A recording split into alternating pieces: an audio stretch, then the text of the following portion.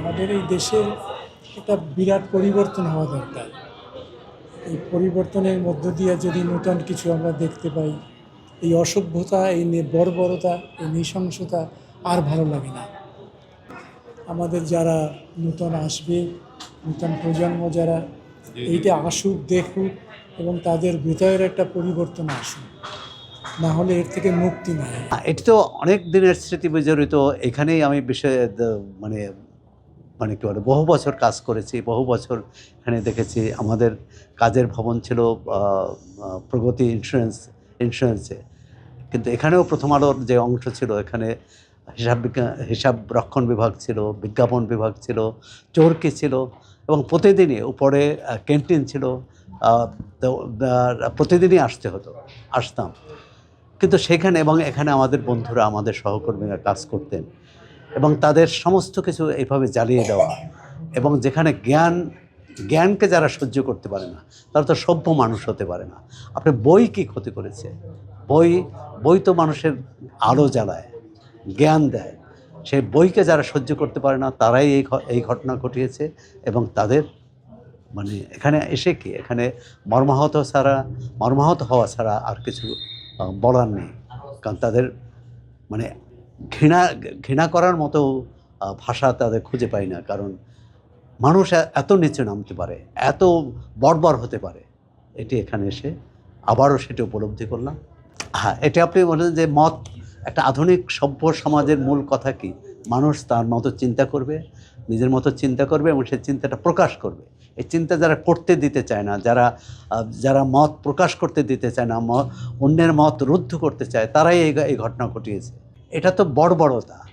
আপনি এখানে একটা ভবন, সেই ভবনে পত্রিকা অফিস, সেই ভবনে আপনি লাইব্রেরি, সেই ভবনে, আর সেটি পুড়িয়ে দিয়েছে। এটা তো মত প্রকাশের স্বাধীনতা। মানুষ তো মত প্রকাশও না। এরা তো কোনো কিছুই মানছে না। এরা তো কোনো কিছুই মানুষকে চিন্তার জগৎকে রুদ্ধ করে দিতে চাচ্ছে। অর্থাৎ আলোর বিপরীতে এরা অন্ধকার ছড়াতে চাচ্ছে। যারা অন্ধকারের জীব, তারাই এই ঘটনা ঘটিয়েছে। পুরো দেশের জন্য অশনি সংকেত, মানবতার জন্য অশনি সংকেত, সভ্যতার জন্য অশনি সংকেত। প্রতিবাদের ভাষা হিসেবে তো এটা খুবই ভালো তুলে ধরা হয়েছে।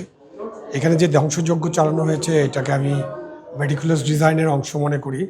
কারণ আপনি যে দেখেন, একতলা থেকে চারতলা পর্যন্ত প্রত্যেকটা ফ্লোরে ফ্লোরে হামলা করে সব পুড়িয়ে দেওয়া হয়েছে। এবং এই পুরানোটা হচ্ছে যে মব দিয়ে বন্ধ করা আর কি। মত প্রকাশ করবেন আপনি, আমরা মব করব, আপনি মত প্রকাশ করতে পারবেন না। প্রথম আলো, ডেইলি স্টার, এই দুটি পত্রিকা বাংলাদেশের গণতন্ত্রের সংগ্রামে, বাংলাদেশের যে স্বৈরাচার বিরোধী সংগ্রামে এবং মানুষের অধিকার আদায়ের যে সংগ্রাম, সেই সংগ্রামে সবসময় সমর্থন জুগিয়েছে। সে কারণে তাদের উপরে এই হামলা হয়েছে। এই হামলা করে তো আর সব কিছু থামানো যাবে না। এই এক্সিবিশনের মধ্য দিয়ে এটা বলার চেষ্টা করা হয়েছে যে তোমরা যতই হামলা করো, আমরা থামবো না।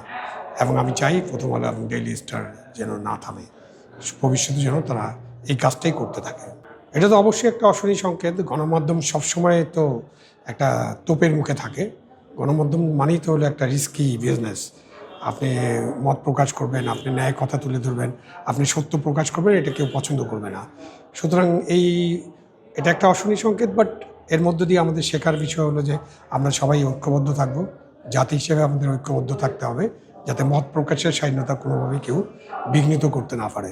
8ই ডিসেম্বর যে হামলাটা হয়েছে প্রথম আলো এবং ডেইলি স্টারে, মানে এটা মানে শুধুমাত্র যে আসলে প্রথম আলো ডেইলি স্টারের উপরে হামলা তা আমি ওইভাবে মনে করতেছি না। মনে হচ্ছে যে সামগ্রিক গণমাধ্যমের উপরে হামলা, যে তারা আসলে হামলা করে আমাদের যে সত্য প্রকাশের যে প্রচেষ্টা, যে চেষ্টা, সেই চেষ্টাকে তারা দামিয়ে রাখতে চেয়েছে। আপনারা দেখবেন যে 5 আগস্টের পরপরই আমরা দেখেছি নানান জায়গায় নানান ইস্যুতে ভিন্ন মতের বিরুদ্ধে আসলে একজনের উগ্রবাদী শ্রেণী তারা আসলে বিভিন্ন রকম মবিং করে আসছে।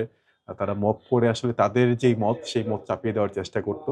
তারই আসলে একটা সর্বোচ্চ মানে হামলার জায়গা হিসেবে দেখতেছি যে 18 তারিখে সেই হামলাটা, যে প্রথম আলো এবং ডেইলি স্টারের মতো প্রথম সারির পত্রিকা অফিস সম্পূর্ণভাবে জ্বালিয়ে দেওয়া। তো মানে ধরেন ওই দিনটা আসলে আমি একজন কর্মী হিসাবে যখন আমি দেখতেছি যে আমার প্রতিষ্ঠান, যে প্রতিষ্ঠানে আমি কাজ করি, যে প্রতিষ্ঠানে আমি থাকি, যেখান থেকে আমি আমার সত্য প্রকাশ করার প্রেরণা পাই, সেই জায়গা আমার চোখের সামনে জ্বলতেছে। এর এক ধরনের আসলে আমার কাছে এক ধরনের হতাশা, এক ধরনের ক্ষোভ, এক ধরনের রাগ। তো সেই জায়গা থেকে আমরা দেখবেন যে আমরা ঠিক একদিন পরেই আবার আমরা প্রকাশ করেছি। তো আমাদের যে ব্যাপারটা, তোমরা যতই হামলা করো, যতই কিছু করো, আমরা আসলে তার বিপরীতে সত্য প্রকাশ করবই। সত্যই আসলে আমাদের সাহস। তো সেই সাহস নিয়ে আমরা এগিয়ে যাব। তারই অংশ হিসেবে প্রথম আলোর তরফ থেকে এরকম শিল্প আয়োজন, যে ধ্বংসস্তূপ আপনারা দেখেছেন, তারা যে ধ্বংসলীলা চালিয়েছিল, সেখান থেকে আসলে আমরা নতুন করে কোনো ধ্বংস চাই না। ধ্বংস থেকে আমরা সৃষ্টি করতে চাই। আমরা সত্য প্রকাশ করতে চাই। সত্যের সাহসে আমরা এগিয়ে যেতে চাই। তারই একটা বার্তা আপনারা দেখবেন যে এই প্রতিষ্ঠানের নাম রাখা হয়েছে আলো। যে অন্ধকার পেরিয়ে আসলে আমরা আলোর দিকে ধাবিত হতে চাই।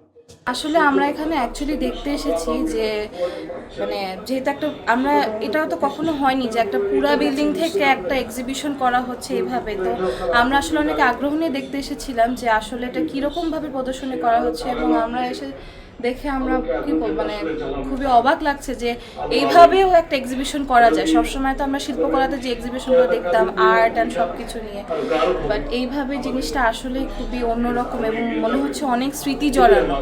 মানে এটাই প্রথম আলো যে হামলা হয়েছে এটা আসলে আমরা এক্সপেক্টেড করিনি, এবং এখন যে অবস্থা দেখছি মানে বলতে গেলে এটা তো একটা এক্সিবিশনের মতোই শো করা হয়েছে। এখন কেউ এক্সপেক্টও করেনি যে প্রথম আলো এই পুরো এক বিল্ডিংটা দিয়ে এত সুন্দর করে এক্সিবিশন করবে, এবং প্রতিটা জিনিস এত মানে প্রতিটা জিনিসের সাথে মনে হচ্ছে স্মৃতি জড়ানো।